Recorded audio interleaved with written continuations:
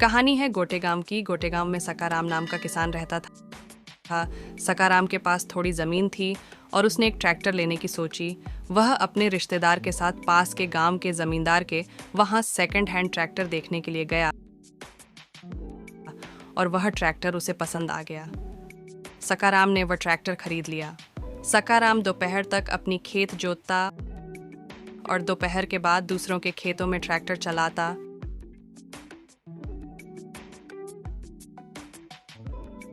और शाम होते ही वह अपना ट्रैक्टर अपने घर की तरफ घूमता, क्योंकि उसके ट्रैक्टर में हेडलाइट नहीं थी।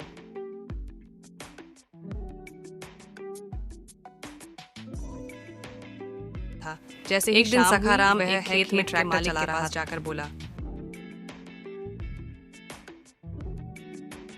मैं अब निकलता हूँ। अरे लेकिन खेत तो अभी बाकी है। वो कल कर दूंगा, अंधेरा हो रहा है, ट्रैक्टर को हेडलाइट नहीं है, मैं कुछ नहीं कर सकता। तुम चिंता ना करो, हमारे पास भी पहले ट्रैक्टर था, उसके हेडलाइट्स हैं, हम लगवा देंगे तुम्हारे ट्रैक्टर में।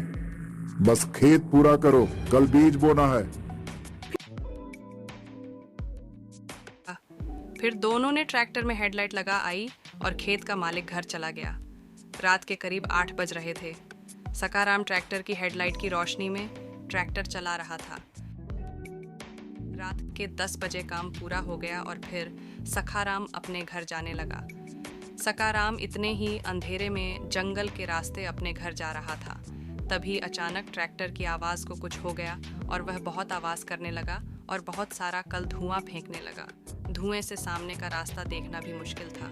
सखाराम को समझ में नहीं आ रहा था कि हुआ क्या है। लगता है ट्रैक्टर से पहले से ज़्यादा काम हुआ है, इसीलिए धुआं फेंक रहा है। ट्रैक्टर से और ज़्यादा काला धुआं निकालने लगा और साथ साथ ट्रैक्टर की आवाज़ और भी ख़राब होने लगी। फिर भी सखाराम ने ट्रैक्टर नहीं रोका, वह ट्रैक्टर चलाता रहा। अचानक से ट्रैक्टर की लाइट रेफर होने लगी और वह फट गए। ट्रैक्टर के सामने एकदम से अंधेरा अच्छा गया और सखाराम डर गया। तभी सखाराम की नज़र बोनट पर पड़ी। उसने देखा कोई बोनट पर बैठा है। सखाराम में तुरंत ट्रैक्टर का ब्रेक लगाकर रोक दिया और जोर से चिल्लाया, कौन है? कौन बैठा है बोनट पर? सखाराम को हंसने की आवाज़ आई। अचानक काले धुएं में एक डरावना चेहरा चमक। वह सखाराम की सोच के बिल्कुल उल्टा था। अंधेरे में ट्रैक्टर दौड़ रहा था, लेकिन भूत ट्रैक्टर के बोनट पर खड़ा होकर चलते हुए सखाराम की स्टीयरिंग के पास आ गया।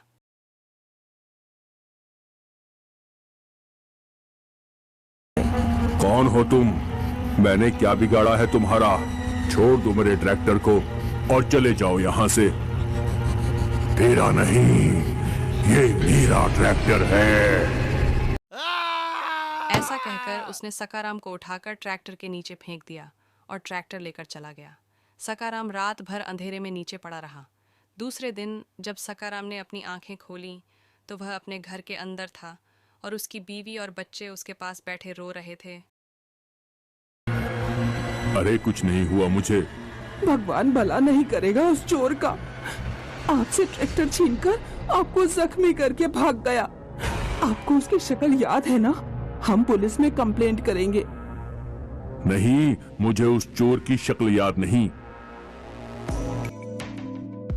वह हफ्ते भर घर में पड़ा रहा और जैसे ही ठीक हुआ वह अपने उसे रिश्तेदार के पास पहुंचा, जिसके मध्य उसने जमींदार से ट्रैक्टर खरीदा था। माफ करना सखाराम, जमींदार का कर्जदार हूँ, इसलिए मैंने तुम्हें बिना सच बताए गलत ट्रैक्टर खरीदने दिया। मुझे उस ट्रैक्टर का सच बताना चाहिए था। क्या है ट्रैक्टर का सच? जमींदार का एक नौकर था रघु। रघु वो ट्रैक्टर दिन रात चलाता था। उस ट्रैक्टर को पागलों की तरह चाहता था। एक रात नशे में वो ट्रैक्टर चला रहा था और अचानक बैलेंस बिगड़कर वो ट्रैक्टर के नीचे आकर मर गया। उस दिन के बाद उसकी आत्मा ने ट्रैक्टर पर कब्जा जमाया, इसलिए जमींदार वो ट्रैक्टर बेचना चाहता था। कहाँ ले गया रघु ट्रैक्टर को? चलो मेरे पीछे आओ। सखाराम रिश्तेदार के पीछे पीछे चल दिया। हवेली पहुंचा तो वह उसने देखा कि वही ट्रैक्टर रखा हुआ था। चाहो तो ये ट्रैक्टर ले जाओ, तुम मालिक हो इसके, लेकिन तुम दोबारा जिंदा नहीं बचोगे। जमींदार भी पैसे वापस नहीं देगा। मेरी सलाह मानो, अब तुम ये ट्रैक्टर और रघु दोनों को भूल जाओ। सकाराम घर चला आया और ट्रैक्टर को भूलकर अपनी खेती संभालने लगा। जल्द ही वह उस ट्रैक्टर को भूल गया और अपनी जिंदगी में खो गया। एक दिन सकाराम अपने घर में बैठा था और तभी उसका बहनोई उछलते हुए अंदर आया और भैया चलो, आपको कुछ दिखाना है, कुछ खरीदा है मैंने। बोला भैया चलो, आपको कुछ दिखाना है, कुछ खरीदा है। मैंने उसका बहनोई सखाराम को घर के बाहर लाया। आलमपुर के जमींदार से सेकंड हैंड ट्रैक्टर खरीदा है, वो देखो सामने। सकाराम ने सामने देखा तो उसकी आंखों के सामने वही रघु का वही ट्रैक्टर खड़ा था जो उसने पहले जमींदार से खरीदा था।